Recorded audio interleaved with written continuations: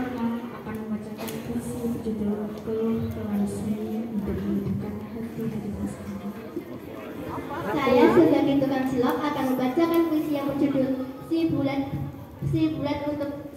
Penyambung Hidupku untuk teman-temanku sekalian yang suka makan cilok. Saya sebagai dokter akan membacakan puisi berjudul Cerita Lampau Selama Peraduan untuk membagikan kisahku. Kelam, jalinan jiwa rentang tanpa tahu arah. Masuk jua tinggal, ingin berkilah dari permainan yang telah ditinggalkan. Jemu untuk berlama, meragu untuk bercerita. Namun masih terkekang beban tak kasat mata.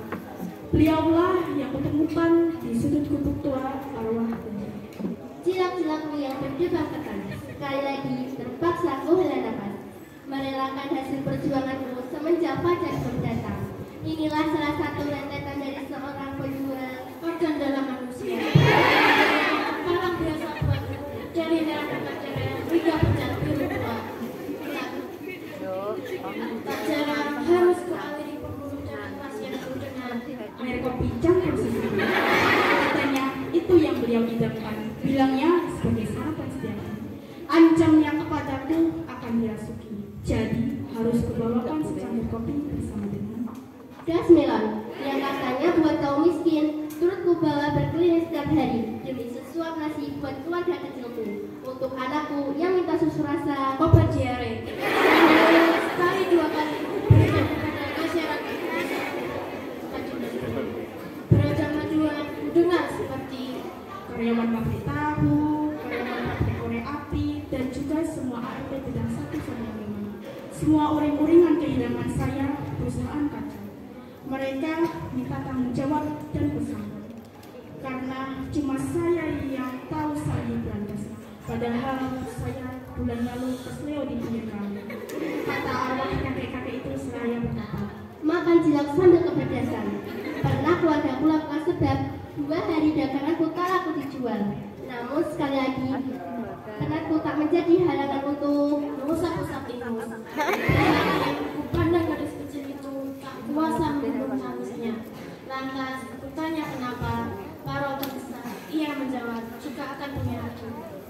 Tersendat-sendat, jika ibunya akan melahirkan. kakek tua yang semasa hidupnya namun masih bangga,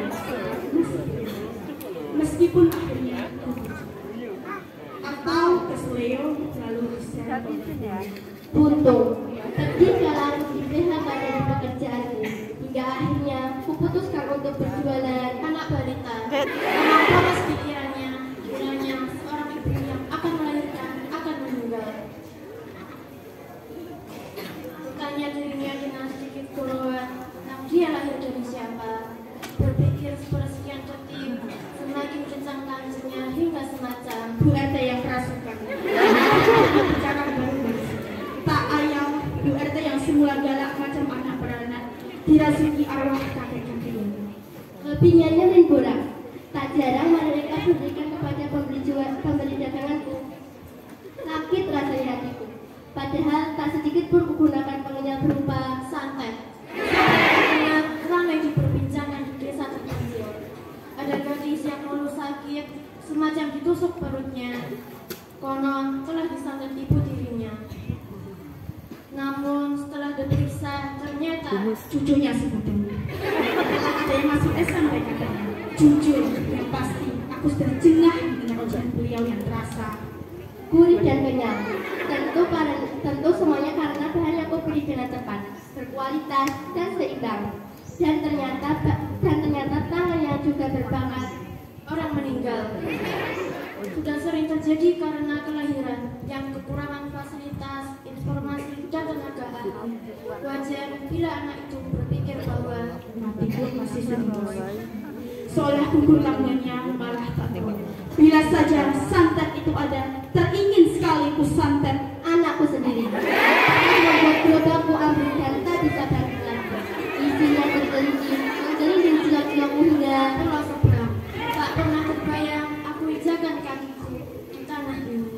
Mengabdi untuk bangsa dan negara meskipun pejabat korupsi santai bocah makan cilok. Sebagian bunda jiwanya. Ingin bertobat meskipun sudah terlambat. Bunda hati berterus terang kepadaku dan meminta ampun. Dapat diskon. Bahkan juga ada pembeli yang menuntut itu. Padahal masih awal bulan. Lagi-lagi aku harus bersabar. Meski kepalaku rasanya ingin diamputasi. Dua kali kepalamu terpukul. Anak-anak berdengar. Kakinya patah penuh hingga terpaksa untuk Dimusnahkan saja. Aku ingin indera keenam ini hilang, sirna, tak tersisa untuk selama-lamanya. Mungkin kalian harus makan cilok. Mungkin aku tetap harus berjualan cilok. Harus berikhtiar. hingga akhirnya hati terasa lapang oleh ucapan kecil berbunyi Terima kasih.